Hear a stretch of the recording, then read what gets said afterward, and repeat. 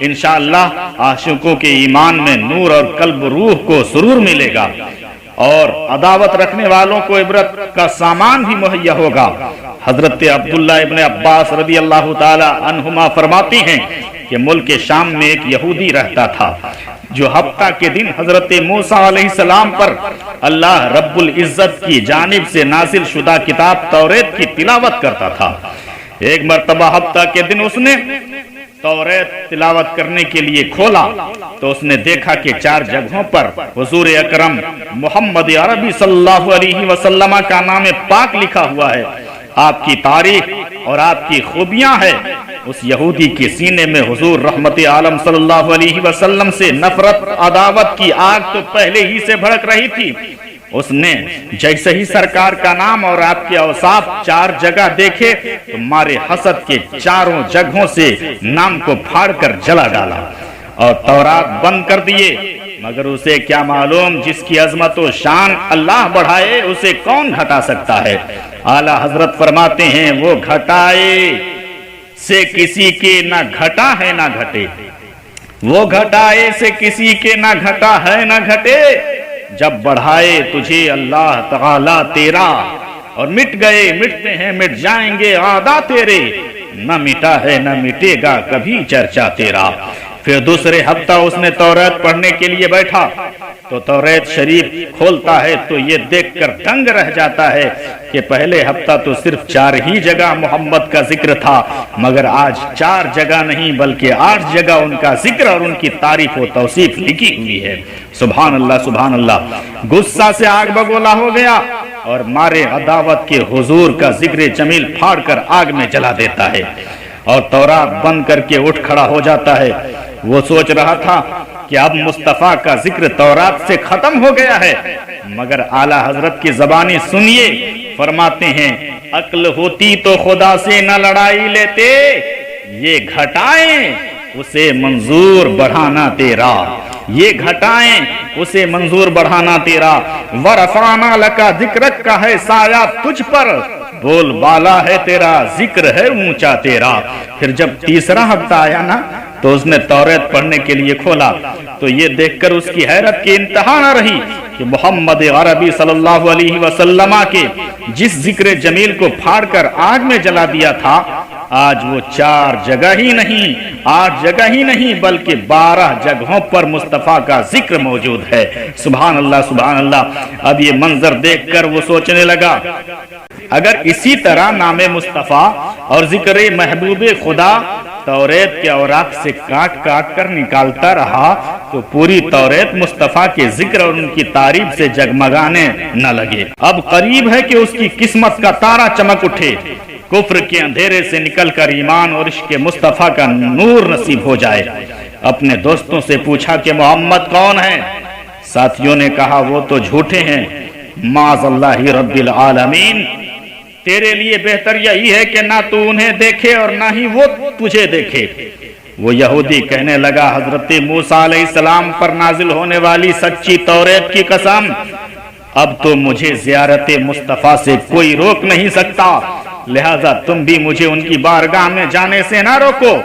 اب اس کے سینے میں رسول صلی اللہ علیہ وسلم سے محبت و عقیدت کا دیپ جلنے لگا ہے۔ اب اسے رخ مصطفیٰ کی زیارت کیے بغیر ایک لمحہ بھی برداشت نہیں ہے۔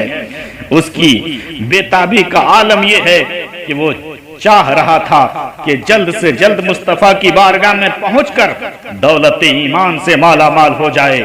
ساتھیوں نے اسے اجازت دے دی، وہ اپنی سواری پر بیٹھا اور رات و دن سفر کر کے مدینہ طیبہ کے قریب پہنچ گیا۔ مدینہ منورہ میں سب سے پہلے اس کی ملاقات حضرت سلمان فارسی رضی اللہ تعالیٰ عنہ سے ہوئی۔ حضرت سلمان فارسی بڑے ہی خوبصورت اور روشن چہرے والے تھے۔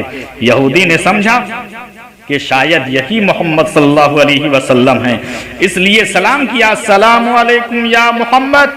حالانکہ نبی کریم صلی اللہ علیہ وسلم کو دنیا سے پردہ فرمائے 3 دن گزر چکے تھے۔ اللہ اللہ، حضرت سلمان فارسی نے اپنے آقا کا نام سن کر رو دیا اور فرمانے لگے میں تو ان کے آستانے کا ایک غلام ہوں، میں تو ان کا نوکر ہوں۔ حضرت سلمان فارسی اس یہودی کو اپنے ساتھ لے کر مسجد نبوی میں لے گئے जहां सहाबा करام फिराके गमे मुस्तफा में अफसुर्दा और निढाल थे, सबके चेहरे पर उदासी छाई हुई है। यहूदी मस्जिद में दाखिल होते हुए इस अंदाज में सलाम किया, अस्सलामु अलैकुम या मोहम्मद, और समझा कि शायद हुजूर इस मजमा में हैं। सरकार की जुदाई में रोने वाले सहाबा नामे मुस्तफा सुनकर ज़ारो कतार रोने लगे और बोले, ऐ बंदे खुदा तू कौन है? तूने हमारे जख्म को हरा कर दिया, लगता है तू कोई अजनबी है। तुझे नहीं मालूम कि कायनाते आलम के नबी 3 दिन हुए दुनिया से तशरीफ ले जा चुके हैं। ये सुनकर यहूदी चीख उठा और कहने लगा, हाय अफसोस, मेरा सफर ज़ाय हो गया। काश के मेरी माँ ने मुझे जना ही ना होता, और अगर जन्म दे ही दिया तो मैं तौरात की तिलावत ना करता, तौरेत में हुजूर का जिक्र ना पाता, और जब हुजूर का जिक्र तौरेत में पढ़ लिया तो ऐ काश उनकी जियारत हो जाती। अलगर्ज ये उनकी मुलाकात हजरत अली से हुई। उन्होंने हुजूर के औसाफ और अस्कार जमीला बताया। उस यहूदी ने कहा, यही औसाफ तो तौरात में मैंने भी पढ़ा है। उसने कहा, हुजूर का इस्तेमाल करदा कोई मुबारक लिबास तो दिखाया जाए ताकि उसकी जियारत कर सकूं और उसकी खुशबू से अपने कल्बो जिगर को सुकून बख्शूं। एक जुब्बा मंगवाया गया जो खजूर की छाल से 7 जगहों से सिला हुआ था। उस यहूदी ने उस जुब्बा शरीफ को लेकर सूंघने लगा, फिर रोजा शरीफ पर खड़े होकर सर को आसमान की तरफ उठाकर कहने लगा, ऐ मेरे रब्बे करीम, मैं गवाही देता हूँ कि तू एक है, बेनियाज है, और मैं गवाही देता हूँ कि रोज़ा मुक़द्दस में तशरीफ फरमा हस्ती तेरे रसूल और तेरे महबूब हैं। जो कुछ उन्होंने फरमाया मैं उसे सच जानता और मानता हूँ। दामने मुस्तफा से जो लिपटा यगाना हो गया, जिसके हुजूर हो गए उसका जमाना हो गया। रियाजत नाम है तेरी गली में आने जाने का, तसव्वुर में तेरे रहना इबादत किसको कहते हैं। अब वो यहूदी इस्लाम का शहदाई हो गया, इस्लाम कबूल कर लिया, और इस्लाम कबूल करने के बाद बारगाहे इलाही में अर्ज गुजार हुआ, इलाहुल आलमीन, अगर तूने मेरा इस्लाम लाना कबूल फरमा लिया है तो इसी घड़ी मेरी रूह कब्ज कर ले। चुनांचे उसी वक्त उसकी रूह तन से जुदा हो गई और वो दुनिया से सरकार की मोहब्बत में चल बसा। आला हजरत सरकार फरमाते हैं, जान दे दो वादे दीदार पर, नकद अपना दाम हो ही जाएगा। मुफलिसो उनकी गली में जा पड़ो, बागे खुल्द कराम हो ही जाएगा। और सरकार मुफ्ती आजम हिंद फरमाते हैं, ऐ इश्क तेरे सदके जलने से छोटे सस्ते, जो आग बुझा देगी वो आग लगाई है।